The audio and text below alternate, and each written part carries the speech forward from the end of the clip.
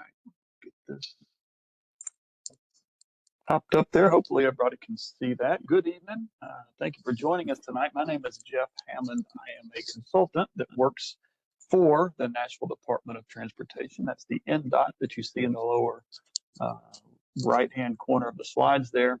And this is the Creekview Drive Traffic Calming program meeting. That's a mouthful, but glad to have you. Thank you for taking your time to join us tonight. We do have our Councilmember Ellis with us. Appreciate you being here, ma'am, and thank you for working with us in this project and in this program.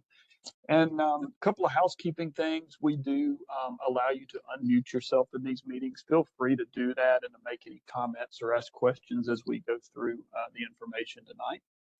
But otherwise, if you're not doing that, not speaking, it usually works a little better if you can remain on mute. And then secondly, you may have heard that little chime as we started the meeting saying that we are recording. These meetings are all recorded and are housed on NDOT's Traffic Calming webpage. So if you have a neighbor or someone that wasn't able to join us tonight, just know that that will be available. Also, your questions and everything that you provide will also be there just in a recording, just like we're seeing it tonight. We also have a chat feature. I will try to monitor that as we go along as well. A couple of things I'd like to do with our time here tonight, and it's a pretty evening, so we'll try to be brief and get the information. Glad to stay as long as you want to, but we'll try to get through the information as efficiently as we can. We want to talk about the background of the traffic calming program and how Creekview got inducted into it. Secondly, I'll show you a very preliminary sketch that we've put together for what traffic calming could look like on the street. Would like to have your feedback on that. And then lastly, I'll leave you with some next steps, what you can expect from us, some time frame issues and things like that. So as we get started here, that's really what I just covered was our agenda.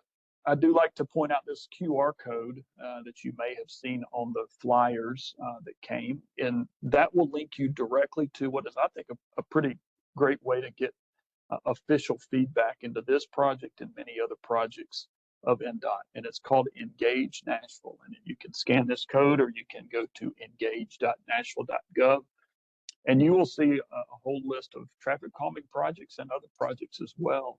And if you just scroll down, you'll find Creekview. You may be number one on the list right now just because this is a very recent project. You're near the top. And click on that, and you'll find more information about the things we're talking about tonight, as well as ways to engage there. You can leave comments on a map, things like that. So feel free to make use of that. A little bit about traffic calming. I think as the more we roll these projects out, the more people become familiar with our work. But we are a residential street program working in neighborhoods, largely because it's a safety issue, but it's also a quality of life issue. And they recognize what a negative impact high speeds can be, especially in our residential areas. So we're working to lower that. We do that using largely physical devices. That is, things you have to drive over or have to drive around. And we have found that those bring about the slowest speeds. We do have some more educational type tools at our disposal, but we really like to use those physical solutions where they will fit. And lastly, we do focus on speed reduction. That seems obvious, but sometimes people will hope that we can actually push traffic somewhere else, just make it go away.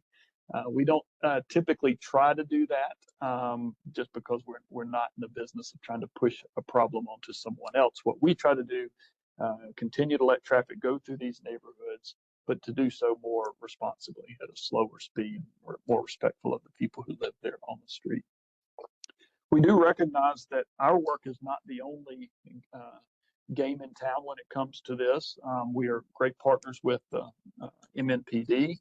Appreciate their work very much that they do. And a lot of people will often say, can't we just park a cruiser out here and write some tickets? And that would probably solve our problem. And it probably would while they're there, but the speeding would likely just come back. We also find that MNPD has got a pretty full-time job doing other very important work, and doesn't always have the resources to dedicate to traffic enforcement. And they'll tell you the same thing. So That's where NDOT comes in and controls things within the public right of way. So we focus on that engineering side of the 3 E's, trying to bring about changes in the infrastructure that are going to police themselves and do that around the clock, 24 hours a day, 7 days a week, and do a good job with that, bringing about slower speeds. One of the statistics we like to point out, and the reason we do programs like this and are so focused on safety, is because we know that there are a lot of other users in our neighborhoods that are not just drivers. And so if you're a pedestrian, you're a cyclist, you're someone using transit, for that matter, you're someone walking to the end of your driveway to check your mail, speeding can have a real detrimental impact on you. And in the unfortunate event, if there is a pedestrian crash, we know that if traffic is traveling at a slower speed, there's a much higher percent chance that that's not going to be a catastrophic event for people. So we think this is a really eye-opening statistic here. We also like to point out that you on Creekview are not alone. Unfortunately, we have a lot of demand for this program. In our last cohort of projects that were selected, and by the way, we select twice a year, and we do 25 projects each time. So 50 projects a year get selected, and that's not even 10% of our demand. At our last selection, we still have over 600 streets that have requested some assistance in controlling speeds. And so with that, we have to go through a prioritization process to decide who really needs it the most out of all of that demand. And so I'll show you that in just a second. But before I do, we like to point out Hub Nashville. If you're not familiar with it, hub.Nashville.gov, or you can just call 311. I believe this slide may be slightly out of date. I think it is now 24/7. Even on weekends, there's someone there to answer that call. And this is a great clearinghouse for all things metro government service, not just NDOT, not just traffic related items, but any kind of issues that you see in the streets and around town. Look up and see if they don't have a way to log that and get some assistance from the correct responders to those issues. This is how we prioritize. So out of all of those applications that come in twice a year, we break them up this way. About 70% of our prioritization scoring comes from data that you would probably expect. It's the amount, the number of vehicles traveling on your street every day, as well as how fast those vehicles are going. The other 30% have to do with some of those other users. If you have sidewalks on your street, for instance, we don't prioritize you quite as high as a street that does not have a sidewalk. If you have transit services or a school or a library or a park, things like that that may make people want to make a walking trip more likely, your score goes up. If you have a documented pedestrian crash, your score goes up. So we look at all of this data for every street in town, and then we rank those, we score those, and for better or worse, Creekview rose to the top this time. It's good in that you're getting some assistance. It's bad in that you were that in that need of it. So we're here at this point to work with the street to determine if a traffic calming project is something that you want, and if so, how that would look. This is some of the data that we collected for Creekview. The 85th percentile speed, which is just a statistical way that we in our industry look at this data, is 35 miles an hour. What that means is 15% of the people were actually going faster than 35. Some, we often hear in these meetings, would say they were going way faster than 35. We don't necessarily catch those outliers like that. The way we document that is that there is an appreciable amount of traffic that's going, in this case, 10 miles over the speed limit. There's also over 1,300 cars a day. That sounds like an awful lot. That's a pretty healthy volume, but it's not nearly the most that we see in projects like this, so we're well within our thresholds. We'll do traffic calming of this type on streets up to about 5,000 cars a day. So that number often surprises people, that there's that much traffic that actually goes up and down your street every day. And then the street width is about 30 feet, and then the length of this project is about a third of a mile. The width especially just comes into play when we're looking at how we might lay out a traffic calming project. This is a map. I know it's maybe a little hard to see unless you're really sitting up close to your screen there, but this is a snapshot from an interactive map that is on NDOT's webpage. And it can be useful for a couple of things. One is you see the status of your project. We try to keep this up to date. And so Creekview right there is shown in kind of a green, yellowish green color. Obviously the big arrows pointing to it. That just means that we're in the design phase. So like we're working with the neighborhood now, what that design would look like. So you see some other colors. That big teal blue line is on Mossdale. That would indicate that construction is in progress, but I was out there and I think maybe that has mostly been implemented at this point. They may still be working on it. I'm not sure, but I know there is a. It's actually done. And just real quick, Jeff, just sorry to interrupt you, but wanted to make sure that we get this in a PDF. That way I can share it out with everyone as well. Okay, be glad to. I'll send that to you here after the meeting or tomorrow. Also, there's some blue lines, some of those very near to kind of an extension of Creekview. As you all know, I'm sure, there's already some traffic calming very near to you. That's what those blue lines represent. That just indicates that if you were in a neighborhood that had never seen this before, it would kind of tell you where you could go drive over speed cushions and things like that. And then there's some purple lines, very thin purple line, and that indicates that we have received an application from neighbors on those streets, but they have not yet been selected for a project. So if you're ever curious, streets around that might have a problem, if you're ever curious about whether there's already an application you can check this map. And so I'll give you a link at the end of the presentation on where you can find resources like this if you're interested. All right, a little bit about the tools that we have at our disposal in this program, and we've already referred to the first one quite a few times because this has really become the bread and butter of the traffic calming program, and it's what a lot of people think of when you say we're applying for traffic calming. They're thinking, oh, you're applying for speed cushions, because that is one of the more common tools that we use. And it is for good reason.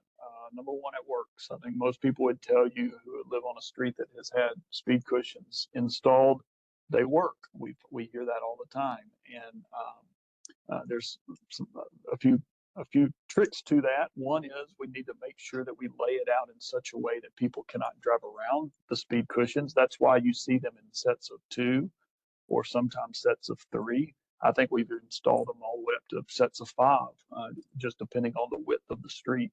I just want to make sure there that folks can't, they have to encounter one of these. You have to drive your car over it. That's what brings about the slow speed. They're only about 3 inches tall.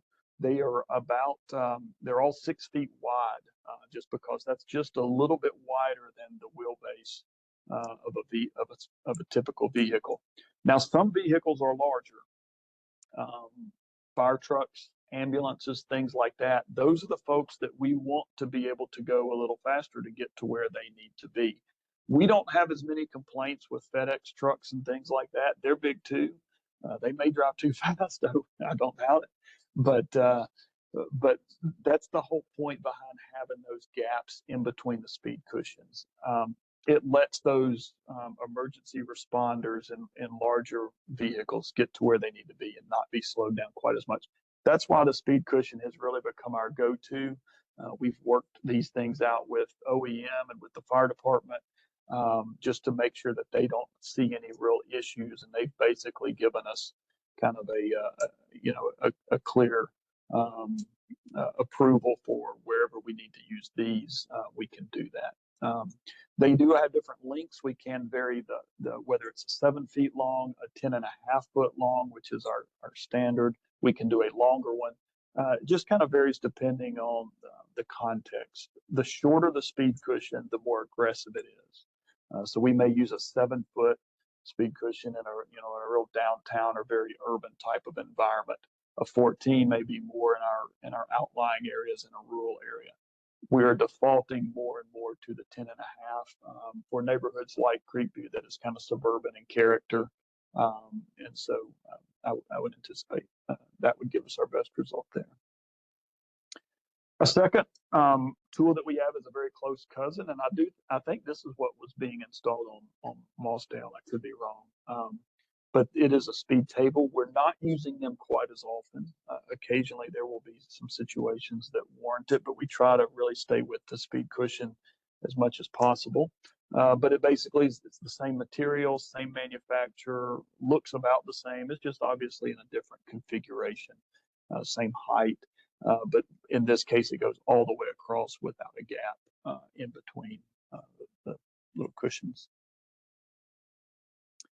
We do have some before and after data. I always caution folks that we have to be very careful about relying too much on this because every project's different. Every project is starting from a different, speed experience. And so in this case, for these neighborhoods, we found about a 9 to 11 mile an hour speed differential before and after. And so that's good. And I would expect something similar, but we just know that by and large they work. And they're not foolproof. They will not work for everybody. There will still be, a handful of people who will drive too quickly over these, but for the most part, they do a great job slowing traffic down.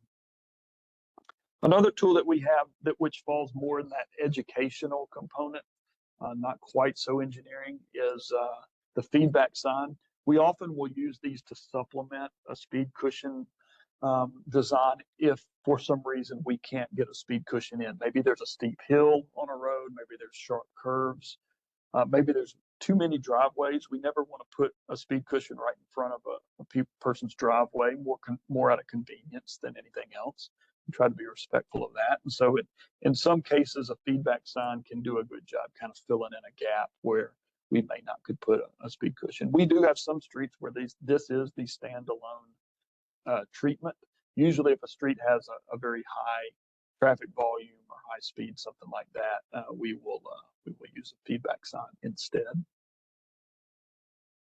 Sometimes we can visually narrow the street by installing pavement markings or refreshing pavement markings. The standard is the wider the street appears to a person, usually the faster it kind of makes you want to drive. It just looks like there's plenty of room, you got plenty of visibility and so forth, can lead to higher speed. So sometimes we can introduce this and kind of visually narrow that field, narrow those lanes. And then there's some more specialized treatments having to do with pavement markings, bulb outs, which really try to narrow the available pavement at intersections. We often use these at more in areas where there's higher pedestrian activity. It has some benefits for pedestrians as well. Chicanes is another one that's pretty specialized things we can do with striping. There's only 2 or 3 streets that I'm aware of in all of Davidson County that have this. It's not something we actively do a lot of, but it creates an artificial meandering of the street from side to side, can slow traffic down. And then traffic circles is one that we will do these. We keep it in the toolbox, but we're very cautious because a lot of times it presents some issues for larger vehicles like school buses. Notoriously have kind of a hard time navigating these.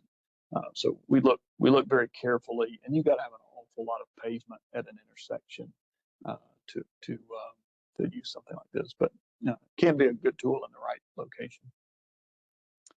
All right, so I've talked a lot, and I want to show you this. And if there's any feedback, we'd love to have it at this point. This is a very preliminary sketch of Creekview Drive. Now, I don't know how map oriented you all are, but north is to the right here. So Anderson Road is running up and down on the left-hand side where you see the little stop sign. And then the end of the street at Clearwater is running up and down on the right-hand side. So try to take a minute and orient yourself and think about your street. And what we are showing are 3 sets of speed cushions. Now, the way we arrive at that is we look at the length of the street. As I mentioned, it's about a third of a mile long, and we divide that length by a desired spacing that we like to use. We know that if we space our speed cushions at somewhere around 400 to 600 feet, could be a little less, could be a little more, then we will typically get a pretty good result. It's close enough together that people, um, don't just clear one set of speed cushions and step on the gas just to get to the next one, because as soon as you clear one, you see that next one coming up, and you just say, it's not worth it for me to speed. I'm just going to maintain my nice slow speed all the way through this street. But it's also far enough apart that for people living on the street or people who may, use it to get where they're going, it's not, totally obnoxious and and forcing traffic maybe to divert to some other street there. So there's kind of a balance as far as how you want to space these. And that's the way we arrive at 3. At that point, we start looking for the presence of any kind of hills. I don't think you have any. You don't have any curves, obviously. And so we just start looking at driveways and things like that. But I think in this case, you all have nice frontages on these lots. And so I don't think we'll have any problem spotting 3 sets in. Now, that's a speed cushion plan. And again, it's what most of our projects are. It looks kind of boring, I don't know, but it's a pretty typical plan for what we see in many neighborhoods. So, any feedback to that? Is that what you were hoping for? Is it not? You got other Hey, tools in mind? hey Jeff, Ariel here. I personally love this plan. Because before you got to it, I was gonna ask, like, do we as residents kind of have like a say so in what tools you guys would use? But I definitely, in my perspective, would prefer the cushions versus the tables. I think the table would present more of an opportunity for speeding. If it is, just a longer length, I think people would, get the idea of just flying past it, since it is longer and you can just roll right over it. Whereas the shorter capacity of the multiple cushions would present more of a detour, and you have to hold. I like the spacing of it. One question I guess I did have with the signage as far as like your speeding tools, and I guess this is just for my knowledge or curiosity, what does that do? Is it just more of like a reflection just to see your speed, or are you guys alerted of like Um, the speeding? Gotcha. Good question. No, it is just feedback that goes to the driver. So there's a Okay. radar in there, just like a police radar gun. And it's seeing you coming at it, and it's all the time. It's solar powered, so there's no real wiring or anything that has to do. Okay. And it's all the time, and all it's doing is monitoring your speed and displaying that. I said it's like a radar gun. It does not go to the police. It does not go to NDOT. Okay. All it does is just show you. Let me go back to the little image here. So kind of basically like a scare tactic Yeah, ish. yeah, ish. I mean, just it kind of Yeah. lets you. A lot of people will say this. They'll say, sometimes I'll look down at my speedometer and I'm like, oh boy, I'm going 37 miles an hour. I had no idea. It just doesn't Right. feel that fast. And so what Right. this does is it just kind of reminds you that. Now, there are some other features to it. You can set these to where if your speed limit is 25, Mm-hmm. if a person is going, I think there's a threshold. I think you could say, well, I want it to do something special if you're going 27 or if you're Mm-hmm. going 30, and there's a strobe light in there, and that can flash, and that again just kind of a scare tactic or just Mm-hmm. give you that feedback that, hey, we see you, you're going too fast, slow down, please. Gotcha. That's the idea. And so some people in neighborhoods that have these swear by them and say it makes a world of difference, and then other people say it did at first, and we saw a pretty big difference. But I think as people get used to it, it doesn't have quite the impact that it did when it was new. So I hear both sides of that. I don't doubt Gotcha. it. So That's what And that does. Now, one other thing it can do, which can be helpful, but it's more on a technical side, is it mhm, can record those speeds. It obviously doesn't see you. It doesn't see your license plate. It has no idea, but it can record those speeds and hold them, and that data can be downloaded later to actually give us some data about how fast traffic's going. That's helpful for us, not helpful for really anybody else. gotcha. And one more question for me. Is there a possibility of like dual components? I noticed you said the street is 30 feet in width, which is pretty decent, I think. I think that's considered a pretty decent width of a street. So what I mean by the dual components is if we, as a street collectively, the roundabout, I like that idea. I've seen it. And I feel like at that intersection right there where it goes with Creekview and Edgemore, that's a pretty big hotspot. Um, there's a lot of people flying from down Edgemore, and there's been a lot of impact to where mailboxes have been disrupted because that's not a stop sign at that corner, it's a yield. And I feel like it could potentially benefit and be applicable if a roundabout potentially went there, but also with the speed cushions. Okay. If that's a Well, possibility. I prefer the speed cushions, but if that was a possibility, maybe to look into that. I don't know, Tasha, if you have input, you're familiar with No, the that's a street. really good call out and observation. I would defer to Jeff on what he thinks. I'm not sure. I know that NDOT has the urbanism project that may allow money for that, but if there's but we'd have to get buy-in from the whole area. But while the street is being studied, if it could get changed to a stop sign, there may be that element of having to go in front of the traffic and parking commission to get it installed. Would be a good idea, or just whatever we could do. I don't drive from Edgemore often, but I know that when the cars are taking out the mailboxes, that's a telltale sign. Exactly. And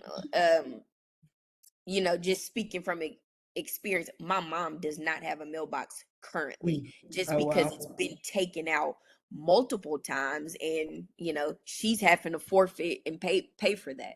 And I also know Yikes. even there's a similar layout right across on Kenwood, where the speed tables have been put there. They have the same Edgemore to Creekview layout, and that Mhm. house has also suffered severe damage several times. So just a potential, I Yeah. mean, since we are in the planning phase, and this is preliminary, just maybe something to notate if dual components are a possibility, okay.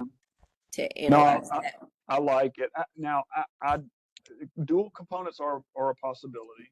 Okay. Typically, we wouldn't combine a couple of things, and certainly not at the same location. So you see, like at Edgemore and Creekview, I've put in a speed cushion right there, which Mm-hmm. based on what you just told me is going to have like zero impact on that issue, because if they're coming down, I'm guessing they're coming down Edgemore and they're going to turn right to go out to Anderson Road. By Exactly. and by and large, yeah. So Exactly. in that case, you're right. They're not going to encounter anything. None of that is going to change. A circle is going to have limited impact on that as well, because if you think about it, when they're making a right turn, they're never going to have to slow down to go around the circle either. They're just going to True. continue to rip that right turn.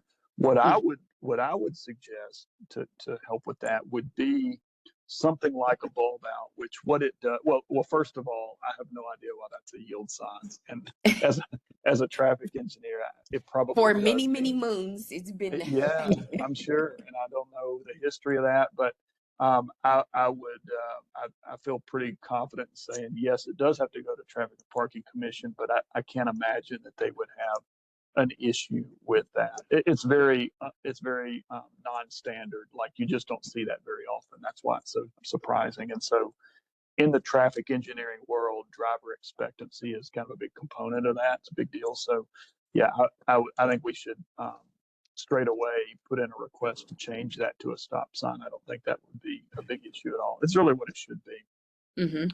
And then also, and I'll spearhead that. I can take that on. We'll start that process as part of this. And then the bulb out is kind of like this. Now it won't be, I don't think, as dramatic looking as this one. But if we were to do something like this, what it does is you see how the concrete is a big sweeping turn there. And what this does is by striping and using something else. Sometimes it's delineators. Sometimes it's more like a speed bump, like you would see in the Kroger parking lot or the Home Depot parking lot.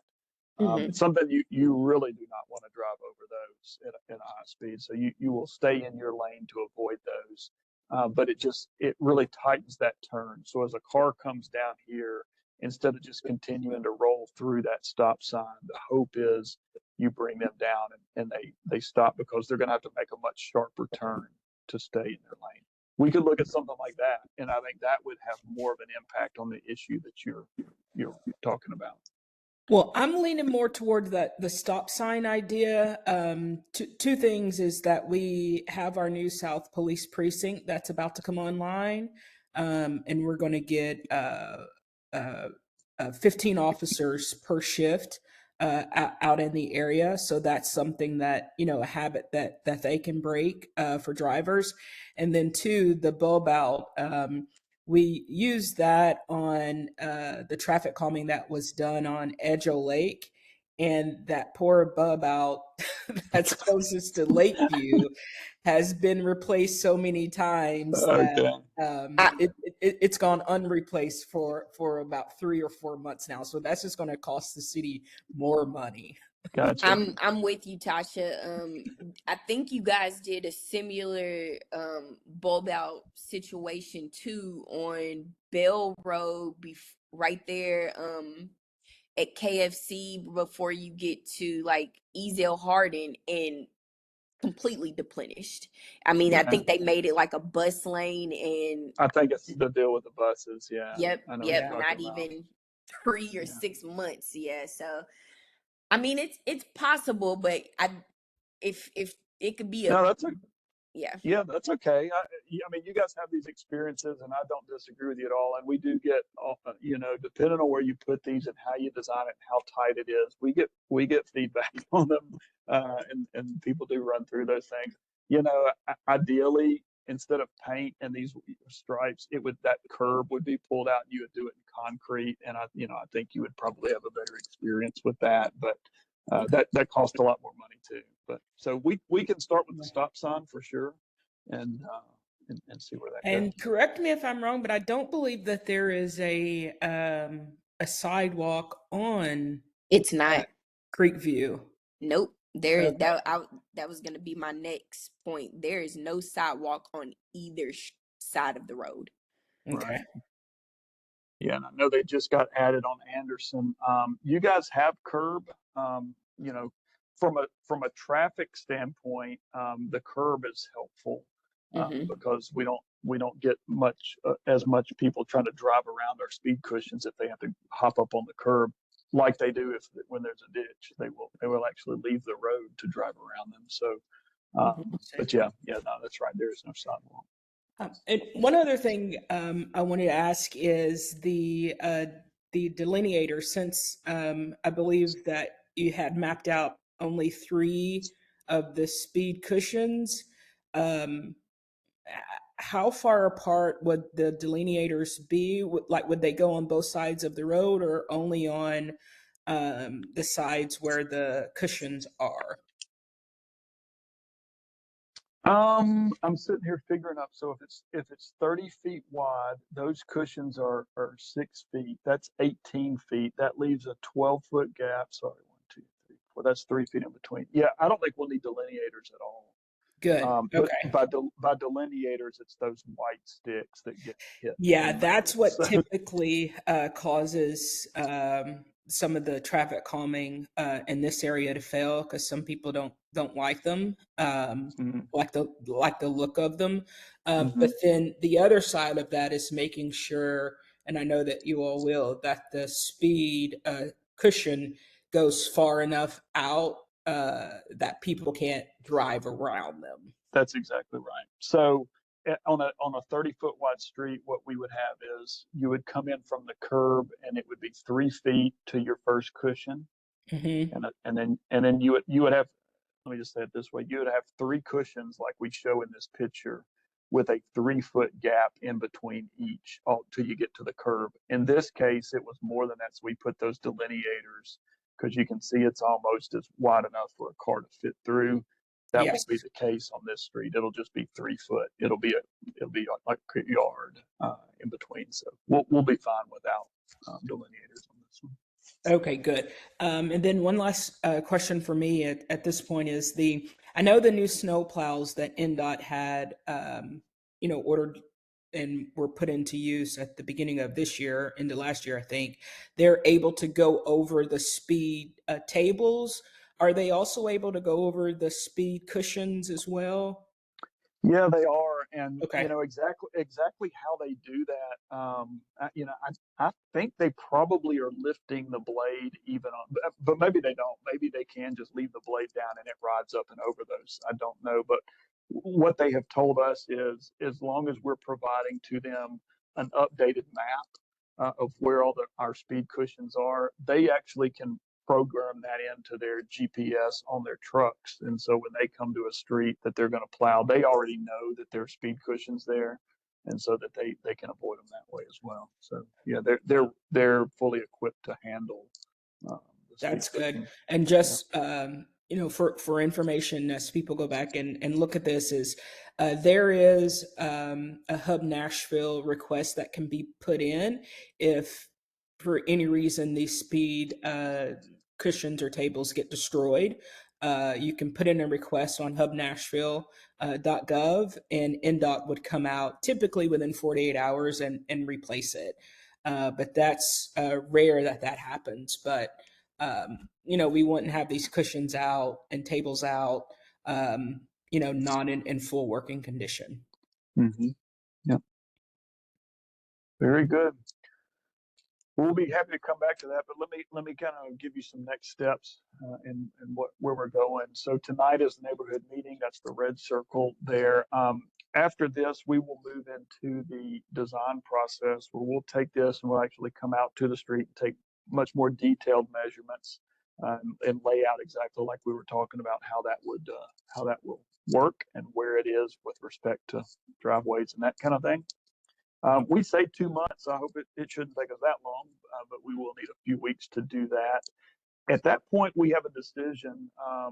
We don't have a very large group here tonight, but also it's a pretty standard plan, and I don't foresee a lot of changes to what you're looking at here. And so we can decide to either have a second neighborhood meeting, and we're happy to do that and schedule it and come back and show you the final plan. Or we can take that and move straight into the online ballot, not have a second meeting and just post the design online and go straight into the ballot process, which I will describe here shortly. Depending on the outcome of the ballot process, if that passes, you would then go into the construction queue, which we're still saying 8 to 10 months. We understand that NDOT has made some progress on that. And it's a little bit shorter, perhaps, but for now, we'll continue to say it's several months out, even after the ballot. So I don't want you to leave here tonight thinking by Halloween you're going to have speed cushions out there. It's not going to be that fast.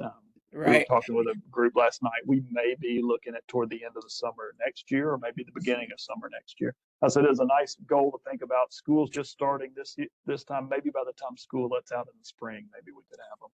But it's more like that type of a time frame. And I'll defer to Ariel on the need for the second neighborhood meeting, but I don't think that we'll need one because I'd counted nearly 40 homes on on either side of this street that this would impact. And then, of course, we only have, us, one person that joined. Um, and so going into the design process, compared to some of the other feedback that I've gotten from the other traffic calming that has happened, um, they this is a lot more tamped down, I guess is the appropriate way to say it, than some of the other um, streets that have 7 or 8 speed cushions on it. So I feel comfortable with going into the balloting process, but then I would defer to Ariel. But I also want you to share with her how that voting process works before she decides as well, Okay. because that's of importance also. Yeah, I Absolutely. agree. I agree. I'm good with proceeding without a second meeting and going straight into the ballot process. Okay. We used to have a mandatory 2 meetings, and like 85% of the time, the people would be like, "You showed us this last time. It didn't really change. I wish you'd have just gone ahead and let's Mm-hmm. move it forward." So that's why we made it optional. So Sure. that's not unusual. Yeah, and So and I was looking back on the tracker that I was using, and this must have been this application must have been submitted like prior to 2021, I'm assuming.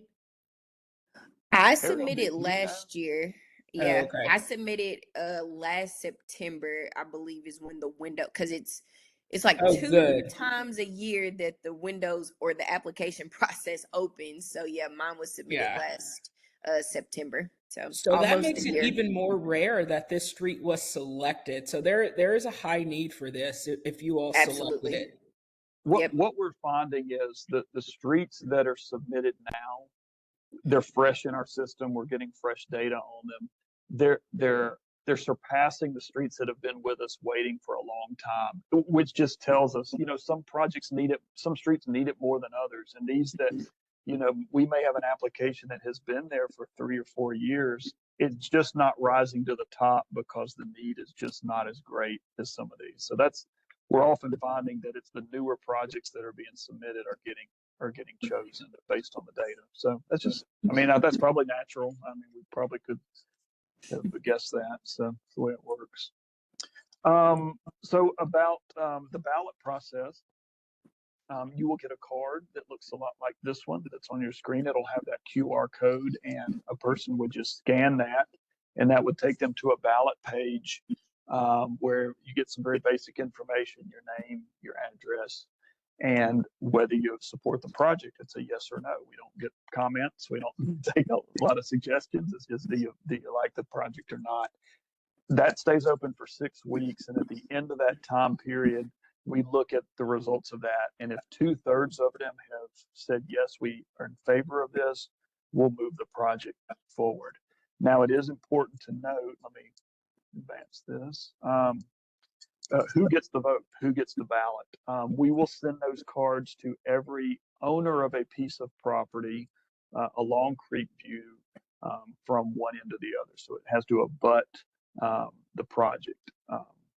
And it's important, I did say owner, meaning if a person is renting the property, they will probably never get the card.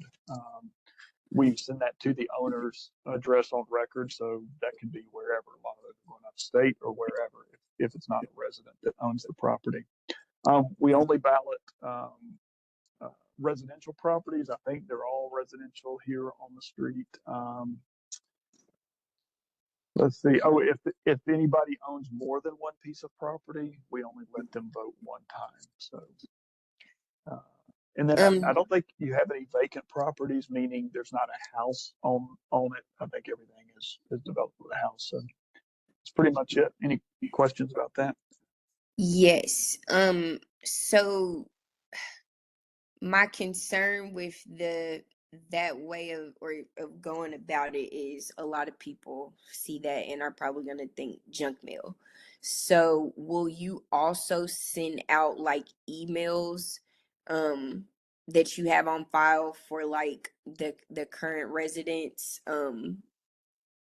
Again, I'm acting on behalf of my mom. She is one of Yeah. the people that will throw out junk mail. But and then so that's one question. And I guess the other question is um if you only get, let's just say hypothetically 4 responses and they are all yes, then out of the 40 homes, do you just go for the ones that you received that said yes, or is there still like a percentage as far as like the houses that weren't accounted for? Are they, automatically considered a no, or just, non-applicable? Yeah, we'll take that one first. They are just not counted. It's just like a real election. So if 4 people were to say yes, then that's 100%. That's greater than 66, and we would do the project. Okay. When you have a really low turnout like that, the danger is, of course, if 2 people are for it and 2 people are not, you know, it's not going to pass the project. So, Right. um, anyway, I think generally speaking, the more responses you can get, the higher the likelihood of passing. By the way, we do post those results. If you go on that Traffic Calming webpage, you can look, and if you look down through there, you will find that by the time we get to this um, part of the process, um, these overwhelmingly pass. It's in the high 80% of our projects that do pass the ballot. So I know 66% sounds like that's a high hurdle to overcome, but most streets do. Okay. But anyway, you can look at that data. But yeah, the other question. And I would add as Remind. well, the only ones that I've seen fail was due to that delineator issue. Okay. And that was like a 53, 51. It was really close. Okay. Tell me what was your other question? Yeah, the other question was, are you only like reaching out to residents Oh, that's via right. like the mail, or is there, a That's all. possibility of an email? Or can I just stay on the email list for when these ballots go out so I can do the voting? Yeah, if we had one, we could. We don't have an email list. Okay. All that's why we sort of rely on USPS. It's the only reliable way that we know to get information to every household. Gotcha. We could do hang tags or something like that, but Okay. yeah, we if we had an email address for everyone, it'd be great. But we can't. We have to make sure everyone at least gets the information and has the opportunity to vote. If you Understood. want to broadcast it and there's a neighborhood champion or something like that that wants to take that on, that's wonderful. And we encourage that. We encourage neighbors to talk about it and go door to door if they want to and try to encourage each other and vote the way they want to. It used to be a petition, and we actually had the applicant had to go door to door and get a certain percentage of people, and people still remember that. And so that's what that question comes up a lot of, like, what percent of the people do we have to get? And there's not one anymore. It's much easier than it used to be, but yeah. Okay. And will you, I can't remember if you all do this, but do you send out an email to folks, with just us that were on the email about the scheduling, um, about when the ballots are going out or when they have already gone out? We don't typically, again, just because we don't have those. But if you're interested in getting that, just email me. I think that's my next slide. That's my contact information. You can also go into that Engage Nashville, and when you do that, I think it will, especially if you interact with it and leave a comment or something like that, and leave your email. We would have that. I'm happy to send that out and just kind of give a heads up that, hey, it's coming. Yeah, if you can, just go ahead and make a note to do that. Okay. That way I can keep a track of when that window is closing for the voting to see, where those numbers are. I'll check in with Purvis to see if there's a response. I just need to know when it goes out. Okay. Yeah, Yeah, we'll certainly that'll let be you know that. helpful. Great. And that's another reason why we keep it open 6 weeks. That's a long time, at least to us. It feels like a long time, but that gives time to make sure the mailers get there. People go on vacation, they get back, they find it in the mail. You know, it kind of gives us some cover there that we have held this open an adequate amount of time. But you can certainly give you a heads up when that's coming. I know it's, especially as council members, you start getting phone calls when the city starts mailing things out to people. But we want you Yeah. to be sure you know when it's coming. But I that is really our wish we contact tracked information. emails, but unfortunately not. So Yeah. Well, on that ballot, we do ask for emails. It's optional; you don't have to. So, you know, yeah. we do ultimately have some contact information, but that's kind of at the end of the process, unfortunately.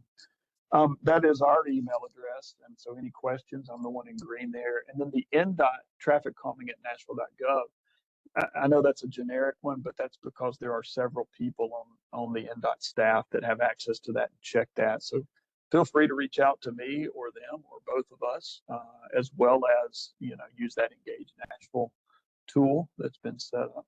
So those are just multiple ways to reach us. And then that is the link to the traffic calming webpage. If you're not familiar, there is a wealth of all things traffic calming knowledge there. You can really get smart on traffic calming if you want. Anything else before we close it? Yeah. So just real quick before we end, one question that I typically get is, you know, the emphasis on the ballot going to the homeowner and not the occupant of the home. That's oftentimes, or in some cases, a renter. Some folks feel that it's not fair that the renter doesn't get the option to vote.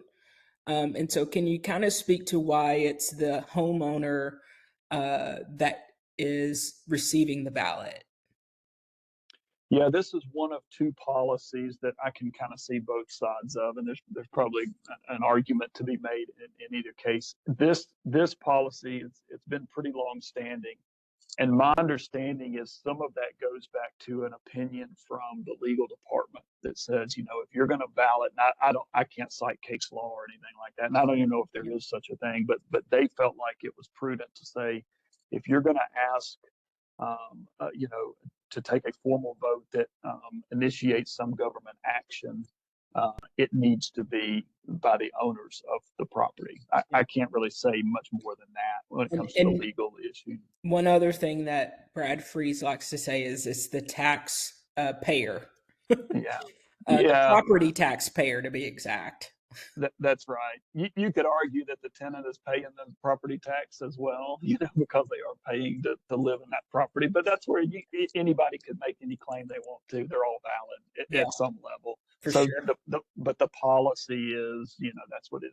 The other policy that sometimes gets questioned is how come it's only the people that front the street that we're working on, as opposed to the wider neighborhood, which also has to drive on the street. Yeah. And so For we people that hear typically that live in cul-de-sacs, but this one doesn't have any cul-de-sacs. Yeah, that's right. Our technical response to that is, you know, we limit it to the people who are most impacted by the speeding. So you may drive on the street, but you don't know how fast people drive, and you don't have your mailbox taken out, and all of these kinds of things, the way the people that actually live on the street do. And so that for other you know, there are a couple of other reasons as well. It's kind of like, where do you stop if you're going to, you know, try to get everybody who might drive on this street's opinion? You're going to send out a lot of postcards. Yeah, that's why. Yeah.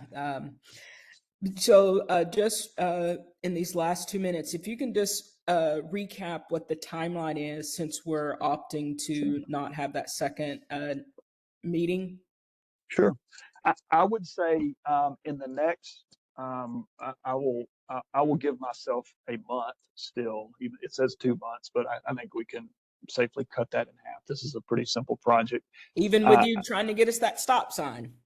Oh, well, that could take some time, just because we're going to be limited to the schedule of the Traffic and Parking Commission. And I mean, that's not a long process. That ought to be done in one meeting. However, you know, just depending on when we get on the agenda and all of that kind of stuff. And let me be clear too. I can't technically commit to that. That would be an NDOT staff thing, but we can certainly bring the issue to them and give our recommendation of this really needs to be done as part of this project, if not before. I think it'll be done before. I think, if we could get, say, on the October agenda and get that decided, they could go out and change that. I would say by the end of October, that could be in place. I think that's fine, and I won't have you commit to it, but just as long as you make sure I want you to be able to offer it up. That way, when I circle back, they'll have a note of it being a request. Okay. Yeah. So with that, and that'll kind of be working concurrently with the rest of this design process, and then within a month we should have the design done. And then it would be posted. So this is basically the 1st of September. I would say, let's say by October 15, we should have that design posted and ready to start the ballot. And I guess just to be safe, we would start the ballot November 1 or thereabouts. That's going to put the 6 weeks there about the middle of December, maybe right before the holidays. We would be having the result. Does that work? Yeah, that's totally fine. Yeah, that sounds good. Yeah, if we don't do that, we're going to get into the holidays, and we'll try. We don't really like balloting because people say, "Hey, I lost it in all my Christmas cards," and so we'll try to get that done and complete right before the holidays. Yeah, that's good. That's a good plan. Yeah, sounds good. Okay. Yep, that works. Yep. So hopefully we'll have all this wrapped and cushions out by Q1 of next year. And so just following up, if you could have the crew to email us when the ballots go out, and we'll just see how that's going. Okay. But thank you for taking the time. Well, Certainly thank you all. appreciate it. Well, absolutely appreciate you all and your interest in this and taking the initiative to do it. If there's anything we can help you in the way you think of anything else, feel free to reach back out to us. Yeah, and Ariel, thank you for being a good community member. Yes. Just want to make sure and offer up. I know, Jeff, if questions do come up, is Ariel free to just reach out to you directly? Oh, absolutely. Okay. Yeah. Me or the NDOT, either one. Yep. Sounds good. Thank you both. Please do. Yep. Awesome. Thank you all. Have a good evening. Have a good evening. Bye. Bye. Okay, bye.